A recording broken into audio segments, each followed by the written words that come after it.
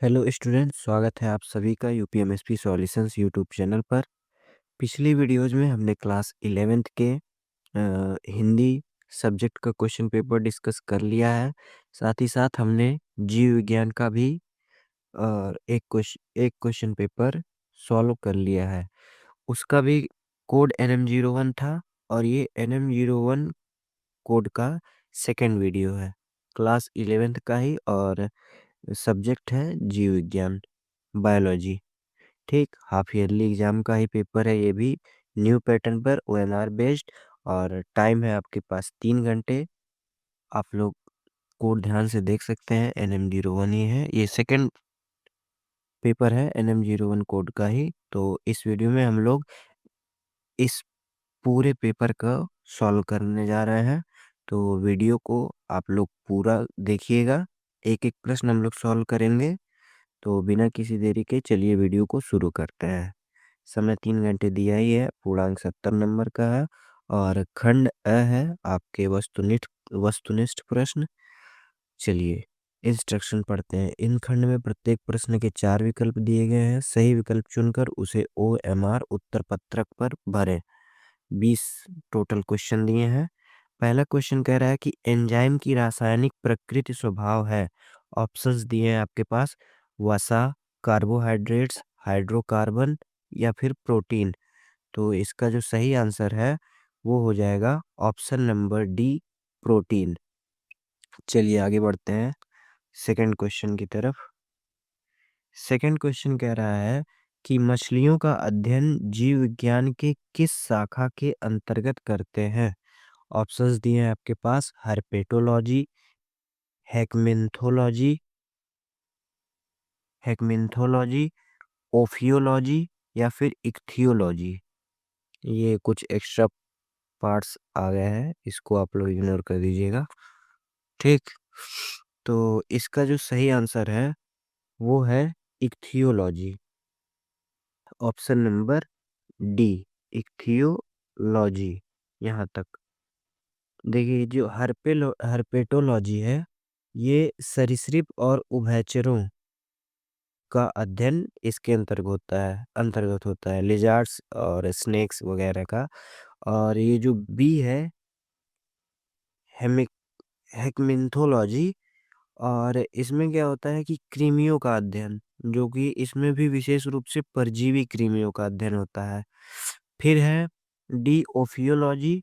तो ओफियोलॉजी में सांपों का अध्ययन होता है।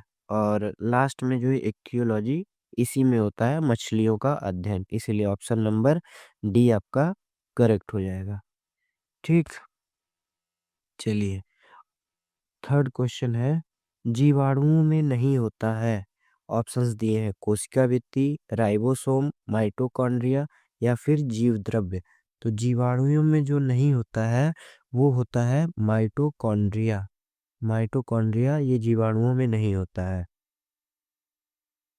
कोशिका भित्ति क्या होता है, तो कोशिका भित्ति जीवाणुओं में एक कोशिका भित्ति होती है जो कोशिका के अंदर एक सुरक्षात्मक परत प्रदान करती है। फिर है राइबोसोम। तो राइबोसोम ये प्रोटीन संश्लेषण के लिए आवश्यक होता है, जो कि जीवाणुओं में मौजूद होता है। और क्वेश्चन कह रहा है कि जीवाणुओं में नहीं होता है, तो राइबोसोम तो होता है। फिर माइटोकॉन्ड्रिया ये नहीं होता है, क्योंकि ये झिल्लीबद्ध कोशिकांग है। जो ऊर्जा उत्पादन का कार्य प्लाज्मा झिल्ली द्वारा किया जाता है। ठीक, फिर है जीव द्रव यानी साइटोप्लाज्म। यह एक ऐसा जेल जैसा पदार्थ होता है जो कोशिका भित्ति और कोशिका झिल्ली के बीच में मौजूद होता है। और इसमें जो है राइबोसोम और DNA जैसे जो घटक होते हैं वो पाए जाते हैं। तो इसका जो आंसर है वो है ऑप्शन नंबर सी। ठीक, चलिए बढ़ते हैं फोर्थ क्वेश्चन की तरफ। फोर्थ क्वेश्चन, मोनेरा जगत का सदस्य है। ऑप्शंस दिए हैं, बैक्टीरिया, अमीबा, हाइड्रा या फिर केचुआ। तो जो मोनेरा जगत का सदस्य है वो है बैक्टीरिया। तो ऑप्शन नंबर ए आपका सही हो जाएगा। चलिए फिफ्थ क्वेश्चन कह रहा है कि मानव में कवकों द्वारा उत्पन्न एक समान व्याधि है, सामान्य व्याधि। कॉलेरा, टाइफाइड, टिटनेस या फिर रिंगवर्म। तो जो मानव में कवकों द्वारा एक सामान्य व्याधि है वो है ऑप्शन नंबर डी, रिंगवर्म। ठीक। रिंगवर्म ये कवक फंगस टाइप का संक्रमण है जो त्वचा पर गोल गोल घेरे जैसे चकत्ते और इसी से खुजली का भी कारण बन जाता है। कॉलेरा क्या है? कॉलेरा ये हैजा है जो वाइब्रिया कॉलेरी नामक जीवाणु के कारण होता है। टाइफाइड तो जान ही रहे होंगे कि ये जीवाणु संक्रमित रोग है। और टिटनेस है, ये क्लोस्ट्रीडियम टिटेनी नामक जीवाणु के कारण होता है। ठीक। चलिए आगे बढ़ते हैं। आगे बढ़ते हैं छठे क्वेश्चन की तरफ। देखिए, नंबरिंग यहाँ गलत हो गया है तो उसको हम लोग सही ही पढ़ेंगे, उसमें आप लोग कंफ्यूज मत होइएगा। तो छठा क्वेश्चन है कि संघ पोरीफेरा का वर्गीकरण किस पर आधारित है? ऑप्शंस दिए हैं नाल तंत्र, कटिकाएं, कोएनोसाइट्स का आकार या फिर एस्कोसाइट्स। तो इसका सही आंसर है वो है ऑप्शन नंबर बी, कटिकाएं। फिर सातवां क्वेश्चन है, जल संवहन तंत्र किस वर्ग का मुख्य लक्षण है? पोरीफेरा, टीनोफेरा या इकाइनोडर्मेटा या फिर कॉर्डेटा। तो जो जल संवहन तंत्र का लक्षण वो है Echinodermata. Option number C. Option number C इसका करेक्ट है। चलिए आगे बढ़ते हैं आठवें प्रश्न पर।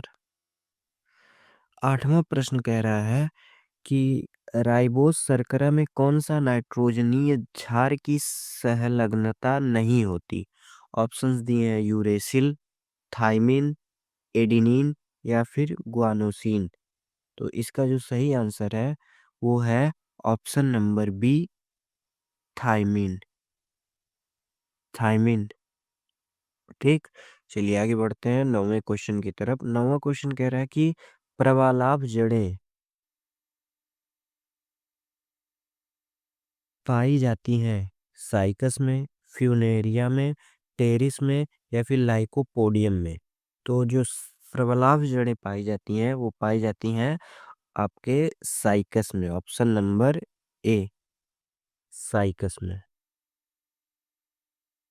आप लोग जो पिछला वीडियो था इसी 11th क्लास की बायोलॉजी का ही NM01 क्वेश्चन कोड का, उसको भी आप लोग जरूर से जरूर देख लीजिएगा, नीचे लिंक डिस्क्रिप्शन में है। और क्योंकि उसमें भी कई अच्छे अच्छे क्वेश्चंस थे और उसको भी हमने पूरा का पूरा सॉल्व किया है, तो उसको भी आप लोग इस वीडियो को देखने के बाद देख लीजिएगा। चलिए आगे बढ़ते हैं। अगला क्वेश्चन कह रहा है कि पक्षियों की वायु कोप सहायक होते हैं। ऑप्शंस दिए हैं रुधिर परिसंचरण में, ताप नियंत्रण में, शरीर भार को कम करने में या फिर शरीर को गर्म रखने में। तो जो पक्षियों के वायुकोप सहायक होते हैं वो होते हैं शरीर भार को कम करने में। ऑप्शन नंबर सी।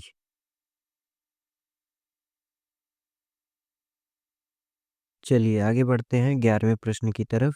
11वां प्रश्न कह रहा है, 11वां है कि प्रकाश संश्लेषण के लिए आवश्यक शर्त है। ऑप्शंस दिए हैं प्रकाश एवं उचित तापक्रम, बी है पर्णहरित एवं जल, सी है कार्बन डाइऑक्साइड या फिर डी ये सभी। तो जो प्रकाश संश्लेषण के लिए आवश्यक शर्त है वो है ये सभी। सभी इसके लिए इम्पोर्टेंट है प्रकाश संश्लेषण के लिए। चलिए आगे बढ़ते हैं 12वें क्वेश्चन की तरफ। थोड़ा सा ऊपर कर देते हैं। 12वां क्वेश्चन कह रहा है कि निम्नलिखित में से किस पादप के फ्लोएम में सह कोशिकाएं नहीं होती हैं? ध्यान दीजिएगा, नहीं जहां भी रहे उसको बहुत ध्यान से करना रहता है क्वेश्चन। तो ऑप्शंस दिए हैं साइकस, नीम, आम या फिर सागौन। तो जो किस पादप में फ्लोएम के सह कोशिकाएं नहीं होती हैं वो होता है आपका साइकस। साइकस में फ्लोएम में सह कोशिकाएं नहीं होती हैं।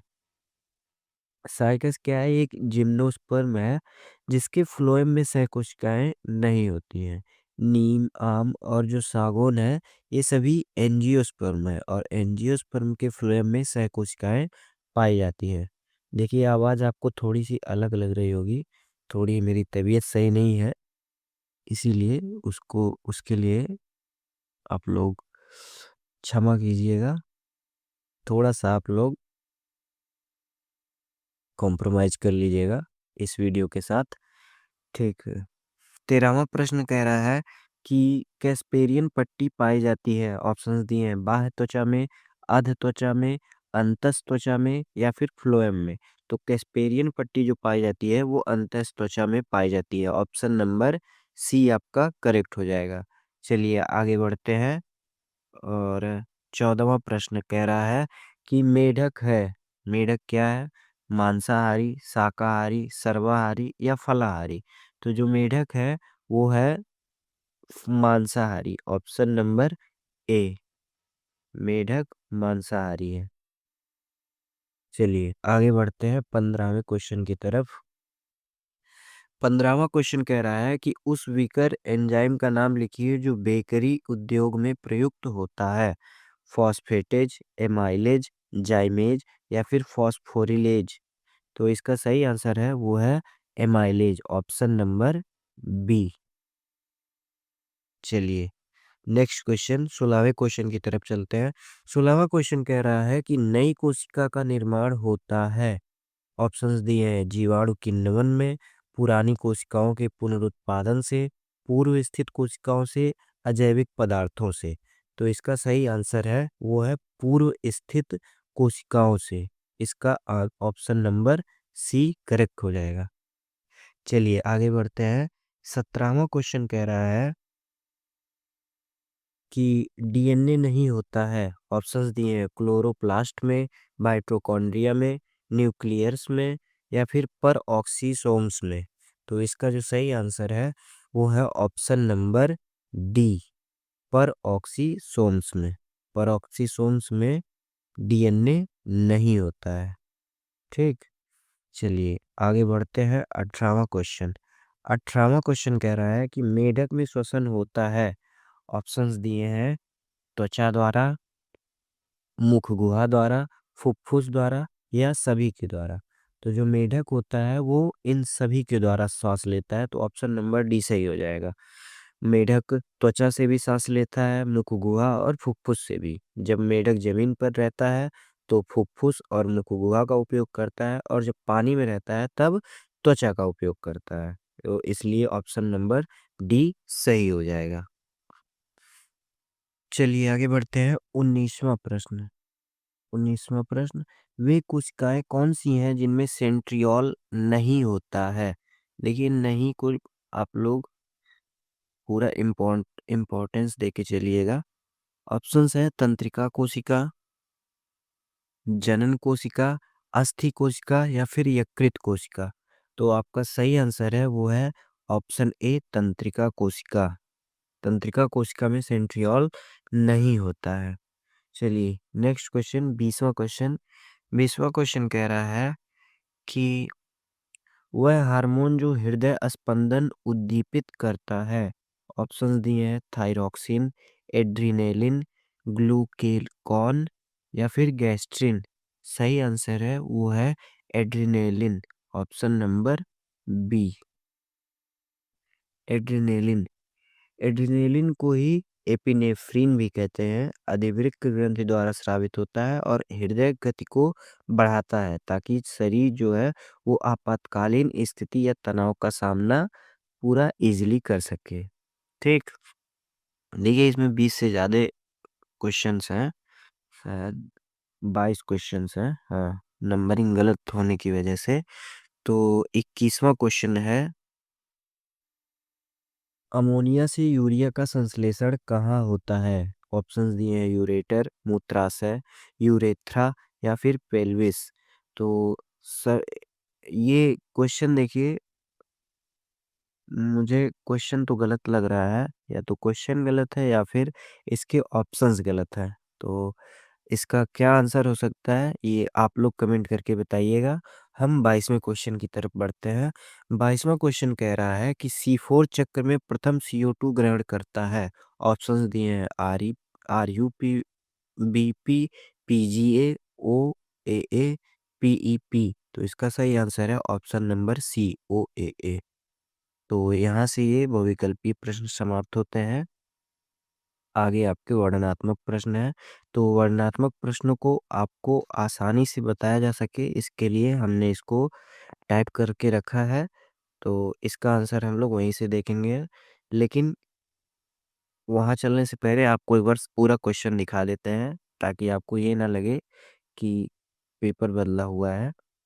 ठीक, फर्स्ट क्वेश्चन कह रहा है कि देखिए वीडियो में यहाँ अभी अभी तक कट नहीं लगा है। जंतु विज्ञान के जनक कौन थे? जैव विविधता से आप क्या समझते हैं? पेनिसिलिन की खोज करने वाले वैज्ञानिक का नाम लिखिए। दूसरे का क्या कह रहा है? प्रत्यक्ष तथा अप्रत्यक्ष परिवर्तन में क्या अंतर है? ख है संघ पोरीफेरा का वर्गीकरण किस पर आधारित है? या फिर एंडोप्लाज्मिक रेटिकुलम के कार्य बताइए। ग है ऑप्शन, ये ग क्वेश्चन है।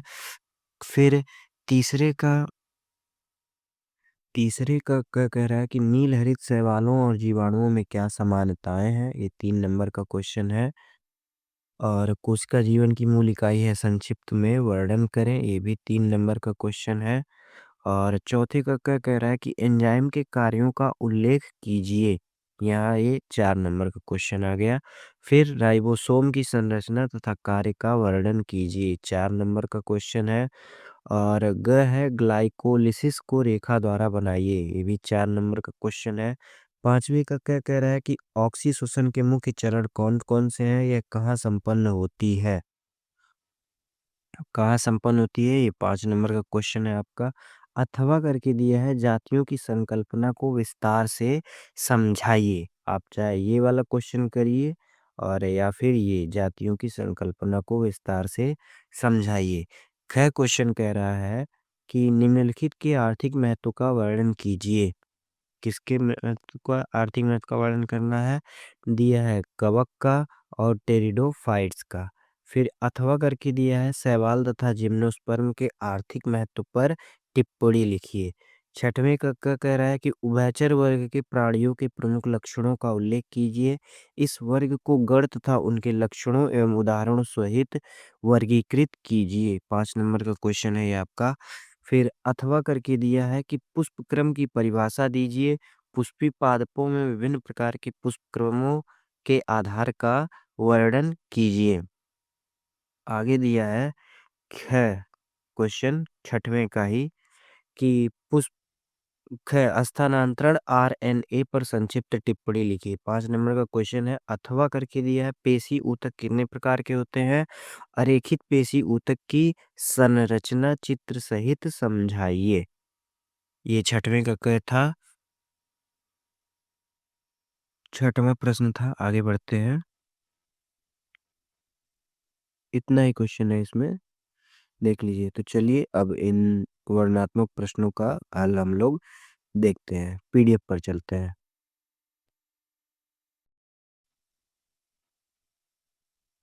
क्वेश्चन है जंतु विज्ञान के जनक कौन थे।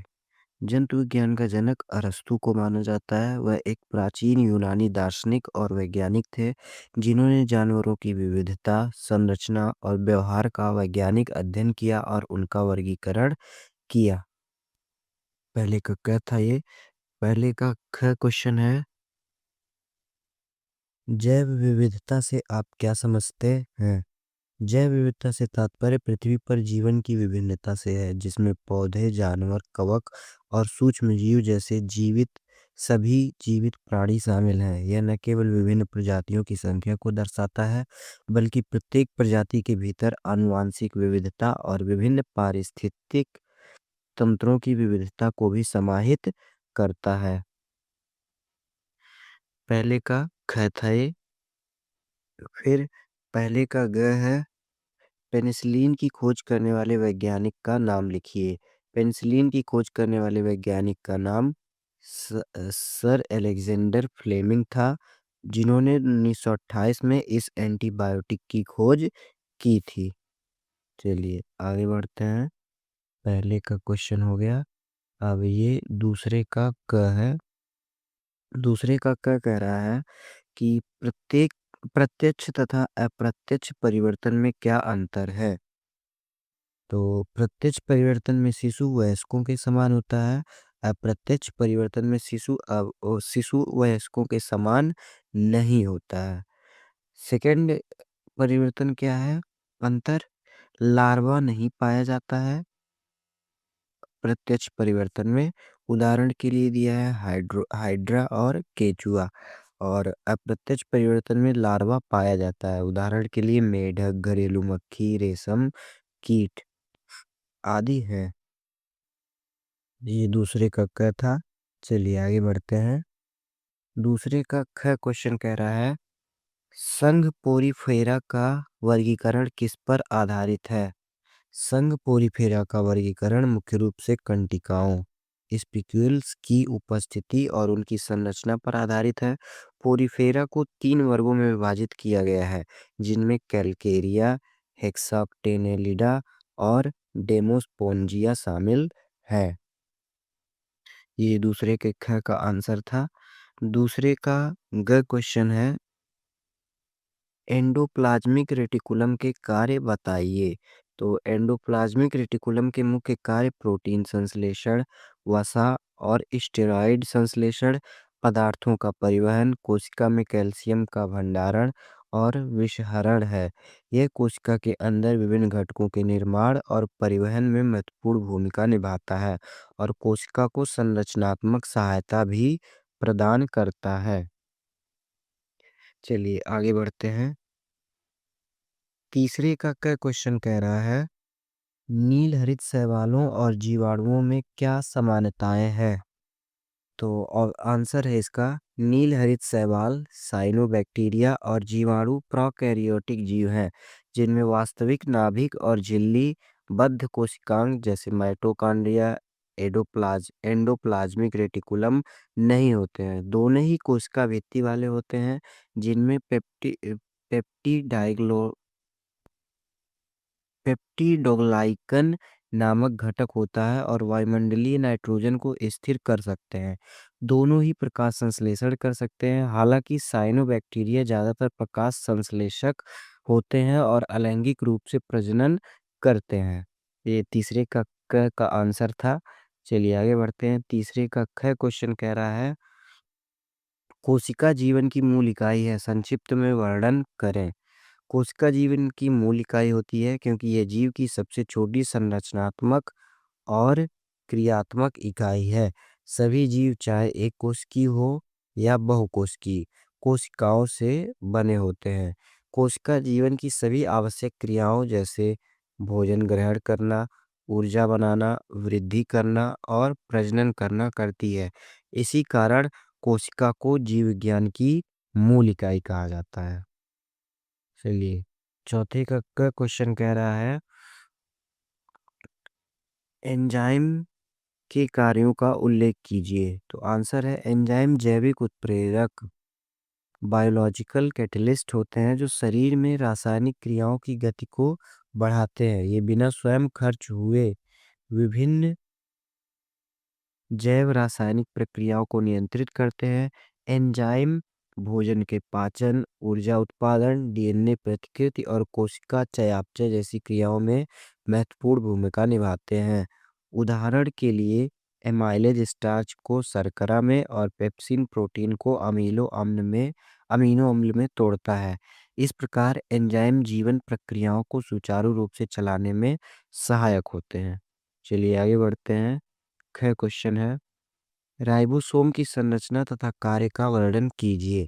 राइबोसोम की संरचना और कार्य। राइबोसोम सूक्ष्म कोशिकीय संरचनाएं हैं जो प्रोटीन संश्लेषण में मुख्य भूमिका निभाती हैं। इनका आकार बहुत छोटा होता है और ये कोशिका के साइटोप्लाज्म में स्वतंत्र रूप से तैरते रहते हैं या प्लाज्मिक रेटिकुलम ईआर से जुड़े रहते हैं।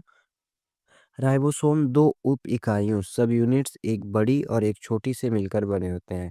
ये उप इकाइयां राइबोसोमल और प्रोटीन से बनी होती हैं। ये राइबोसोम की संरचना है। अब कार्य है राइबोसोम का प्रमुख कार्य प्रोटीन संश्लेषण करना है। ये एमआरएनए से प्राप्त आनुवांशिक सूचना के अनुसार अमीनो अम्लों को सही क्रम में जोड़कर जोड़कर प्रोटीन का निर्माण करते हैं। इसीलिए राइबोसोम को कोशिका का प्रोटीन कारखाना, protein factory of the cell कहा जाता है।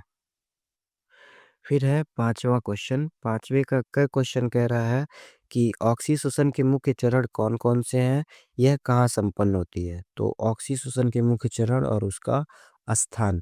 ऑक्सीशोषण एरोबिक रेस्पिरेशन वह प्रक्रिया है जिसमें ग्लूकोज का ऑक्सीजन की उपस्थिति में पूर्ण अपघटन होकर ऊर्जा एटीपी, कार्बन डाइऑक्साइड और जल बनते हैं। यह तीन मुख्य चरणों में संपन्न होती है। वो तीन मुख्य चरण कौन कौन से हैं, आइए देखते हैं।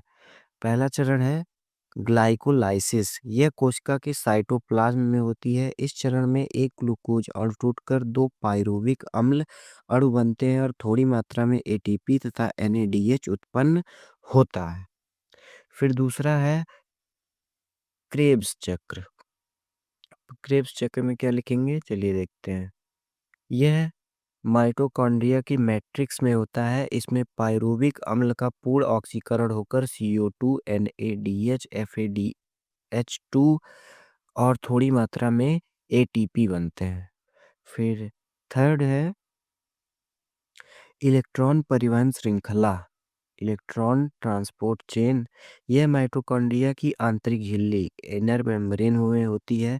इसमें NADH और FADH2 से प्राप्त इलेक्ट्रॉन के स्थानांतरण द्वारा अधिक मात्रा में ATP और जल का निर्माण होता है। निष्कर्ष क्या है, ऑक्सीशोषण मुख्यतः माइटोकॉन्ड्रिया में संपन्न होता है और यह जीवों में ऊर्जा उत्पादन की प्रमुख प्रक्रिया है।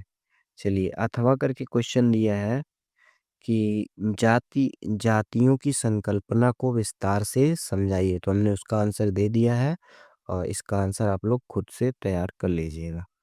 फिर नेक्स्ट क्वेश्चन है निम्नलिखित के आर्थिक महत्व का वर्णन कीजिए। कवक और टेरिडोफाइट्स। चलिए कवक का आर्थिक महत्व देखते हैं। कवक का मानव जीवन में बहुत अधिक आर्थिक महत्व है। ये उपयोगी तथा हानिकारक दोनों हो सकते हैं। पहला किस वे में है, औद्योगिक उपयोग। कवक से अनेक एंजाइम, अल्कोहल, ऑर्गेनिक अम्ल जैसे साइट्रिक अम्ल तथा एंटीबायोटिक जैसे पेनिसिलिन तैयार किए जाते हैं। सेकंड क्या यूज है, चलिए देखते हैं। सेकंड यूज है भोजन में उपयोग।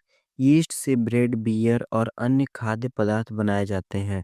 कुछ कवक जैसे एगेरिकस मशरूम खाद्य होते हैं। थर्ड है कृषि में भूमिका। कुछ कवक मृत पदार्थों को विघटित कर मिट्टी की उर्वरता बढ़ाते हैं। चौथा है इसका हानिकारक प्रभाव। कुछ प्रभाव कुछ कवक पौधों और मनुष्यों में रोग उत्पन्न करते हैं जैसे रस्ट रोग और रिंगवर्म। बी है टेरिडोफाइट्स का अब आर्थिक महत्व हमें देखना है। तो पहला तरीका है कि इसका सौंदर्य उपयोग। फर्न जैसे टेरिडोफाइट्स जैसे नेफ्रोलिपिस, एडिने एडी एडिएंटम सुंदर पत्तियों के कारण सजावटी पौधों के रूप में उपयोग किए जाते हैं। दूसरा है औषधीय उपयोग। कुछ टेरिडोफाइट्स औषधियों में प्रयुक्त होते हैं। उदाहरण के लिए लाइकोपोडियम से दवाएं और होम्योपैथिक औषधियां बनाई जाती हैं। तीसरा है इसी में मृदा संरक्षण। ये पौधे नमी और मिट्टी को बनाए रखने में मदद करते हैं तथा अपरदन रोकते हैं। फोर्थ है यूज, कोयला निर्माण में योगदान। प्राचीन टेरिडोफाइट से कालांतर में कोयला का निर्माण हुआ। पांचवा है वैज्ञानिक अध्ययन में महत्व। इन पौधों का अध्ययन पौधों का के विकास को समझने में सहायक होता है। चलिए निष्कर्ष देखते हैं। कवक और टेरिडोफाइट्स दोनों ही मानव जीवन, उद्योग, कृषि और पर्यावरण के लिए अत्यंत महत्वपूर्ण है। अथवा करके क्वेश्चन दिया है शैवाल तथा जिम्नोस्पर्म के आर्थिक महत्व पर टिप्पणी लिखिए। चलिए हम दोनों क्वेश्चन का आंसर देख लेते हैं। उसका भी हमने आंसर दिया है। ये अथवा वाले क्वेश्चन का भी आंसर देख लेते हैं। शैवाल का आर्थिक महत्व। और सबसे पहले किस रूप में है? सबसे पहले है भोजन के रूप में। शैवाल में कार्बोहाइड्रेट, विटामिन व खनिज पाए जाते हैं। जापान में, चीन में पोरफायरा, लेमिनेरिया आदि को भोजन में प्रयोग किया जाता है। औषधीय उपयोग। स्पिरुलिना शैवाल का उपयोग कैंसर, मधुमेह व हृदय रोगों की चिकित्सा में किया जाता है। फिर है खाद बनाने में। नील हरित शैवाल मिट्टी में नाइट्रोजन स्थिरीकरण कर उर्वरता बढ़ाते हैं। फिर है औद्योगिक औद्योगिक उपयोग। औद्योगिक उपयोग किस तरह से? शैवाल से आयोडीन, एगर, कैरेजीनिन, एल्जीनेट आदि पदार्थ बनते हैं जिनका प्रयोग खाद्य व औद्योगिक उत्पादों में होता है। फिर है पर्यावरणीय योगदान। ये प्रकाश संश्लेषण के द्वारा ऑक्सीजन उत्पादन करते हैं और जल को स्वच्छ बनाते हैं। अब चलिए, ये था शैवाल का आर्थिक महत्व। अब हम देखेंगे जिम्नोस्पर्म का जिम्नोस्पर्म का आर्थिक महत्व। चलिए, लकड़ी और निर्माण कार्य। चीड़, देवदार, फर आदि वृक्षों की लकड़ी भवन निर्माण व फर्नीचर में उपयोग की जाती है। रेजिन, राल और तेल। पाइनस से तारपीन का तेल, एबीस से कनाडा बाल्सम व जूनिपेरस से सीडर वुड ऑयल प्राप्त होता है। फिर भोजन के स्रोत। साइकस से साबूदाना तथा पाइनस से चिलगोजा के बीज प्राप्त होते हैं। चलिए, आगे है औषधियों के रूप में। औषधियों के रूप में किस तरह से? तो टेक्सस से टैक्सोल औषधि बनती है जो कैंसर उपचार में उपयोगी है। सजावटी मूल्य। साइकस, पूजा, एरोकेरिया आदि पौधों को उद्यानों में सजावटी पौधों के रूप में लगाया जाता है। इस प्रकार शैवाल और जिम्नोस्पर्म दोनों ही मानव जीवन तथा अर्थव्यवस्था के लिए अत्यंत उपयोगी हैं। चलिए, पांचवा क्वेश्चन हो चुका। छठवां क है। ये छठवां लास्ट क्वेश्चन भी है। छठवां का क्या है? उभयचर वर्ग के प्राणियों के प्रमुख लक्षणों का उल्लेख कीजिए। इस वर्ग को गण तथा उनके लक्षणों एवं उदाहरणों सहित वर्गीकृत कीजिए। अथवा किया है पुष्पक्रम की परिभाषा दीजिए। पुष्पी पादपों में विभिन्न प्रकार के पुष्पक्रमों के आधार का वर्णन कीजिए। चलिए, हम अथवा वाले क्वेश्चन का आंसर देखते हैं। पुष्पक्रम की परिभाषा है। पुष्पी अक्ष पर पुष्पों के लगने के क्रम को पुष्पक्रम कहते हैं। यह पुष्प अक्ष पर फूलों की व्यवस्था का रूप है जिससे पौधे के प्रजनन अंगों की संरचना स्पष्ट होती है। पुष्पक्रम इस आधार पर वर्गीकृत होता है कि पुष्पी अक्ष की वृद्धि समाप्त हो जाती है या सतत बढ़ती रहती है। पुष्पी पादपों में पुष्पक्रम के मुख्य दो प्रकार होते हैं। कौन कौन से? आइए देखते हैं। असीमाक्षी असीमाक्षी पुष्पक्रम। इसमें पुष्पी अक्ष निरंतर बढ़ता रहता है। पुष्प अग्राभिसारी क्रम में लगते हैं, यानी पुराने पुष्प नीचे और नए पुष्प ऊपर लगते हैं। उदाहरण कचनार, सरसों और टमाटर। फिर उसके बाद है ससीमाक्षी पुष्पक्रम। इसमें पुष्पी अक्ष की वृद्धि सीमित होती है क्योंकि सीड्स का पुष्प फूल में परिवर्तित हो जाता है। पुष्प तलाभिसारी क्रम में लगते हैं, यानी नए पुष्प नीचे और पुराने ऊपर लगते हैं। उदाहरण गेंदा, हेमलोक। इनके अतिरिक्त कुछ विशिष्ट पुष्पक्रम भी होते हैं जैसे कि समेकित, द्विवार्षिक पुष्पक्रम आदि। संक्षेप में पुष्पक्रम मुख्यतः पुष्प अक्ष की वृद्धि की विशेषता और पुष्पों के लगने के क्रम के आधार पर वर्गीकृत होता है जो प्रजनन की विधियों को समझने में सहायक होता है। खैर, क्वेश्चन कह रहा है कि स्थानांतरण आरएनए पर संक्षिप्त टिप्पणी लिखिए। स्थानांतरण आरएनए एक छोटा आरएनए अणु होता है जो प्रोटीन संश्लेषण में मुख्य भूमिका निभाता है।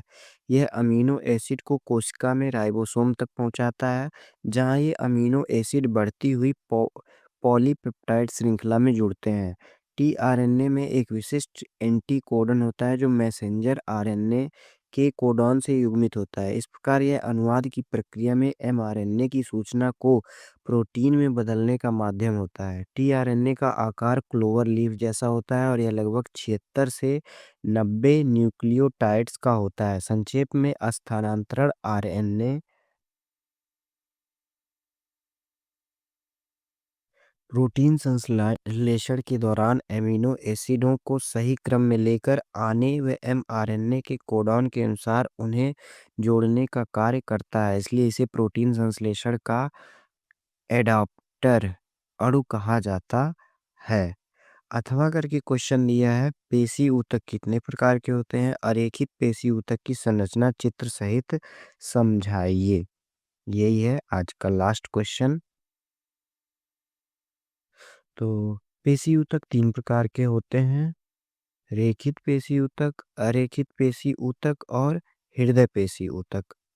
अरेखित पेशी ऊतक की संरचना धुरी के आकार की होती है, जिसमें सिरे पतले होते हैं और प्रत्येक कोशिका में एक केंद्रक होता है। ये अनैच्छिक रूप से काम करती हैं और शरीर के आंतरिक अंगों में पाई जाती हैं। अरेखित पेशी ऊतक की संरचना आकार, ये धुरी के आकार की कोशिकाएं होती हैं जिनमें दोनों सिरे पतले और बीच का भाग मोटा होता है। केंद्रक, प्रत्येक कोशिका में एक ही केंद्रक होता है जो बीच में स्थित होता है। रेखाएं, इन कोशिकाओं में कोई धारियां या पट्टियां नहीं होती हैं, इसलिए इन्हें अरेखित या चिकनी पेशी कहा जाता है। नियंत्रण, ये अनैच्छिक होती है, यानी इन्हें हमारे इच्छा के अनुसार नियंत्रित नहीं किया जा सकता। स्थान, स्थान ये मुख्य रूप से आंतरिक अंगों की दीवारों में पाई जाती हैं, जैसे आंत, मूत्राशय और रक्त वाहिकाओं की दीवारें। रक्त वाहिकाओं की दीवारें। इस तरह से हमारा ये क्वेश्चन पेपर पूरी तरह से सॉल्व हो चुका है। उम्मीद है कि ये वीडियो आपके लिए इम्पोर्टेंट साबित होगा। अगर आपने पिछला वीडियो नहीं देखा है बायोलॉजी का ही NM01 क्वेश्चन पेपर का, तो आप लोग उसको भी देख लीजिएगा। लिंक नीचे डिस्क्रिप्शन में है या फिर अभी लास्ट में आपको शो कर जाएगा। तो अगर आपने चैनल को सब्सक्राइब नहीं किया है तो सब्सक्राइब करके बेल आइकन को ऑल पर सेट कर लीजिए, जिससे आने वाली सभी वीडियोज की नोटिफिकेशन आपको सबसे पहले मिल जाए। Thanks for watching.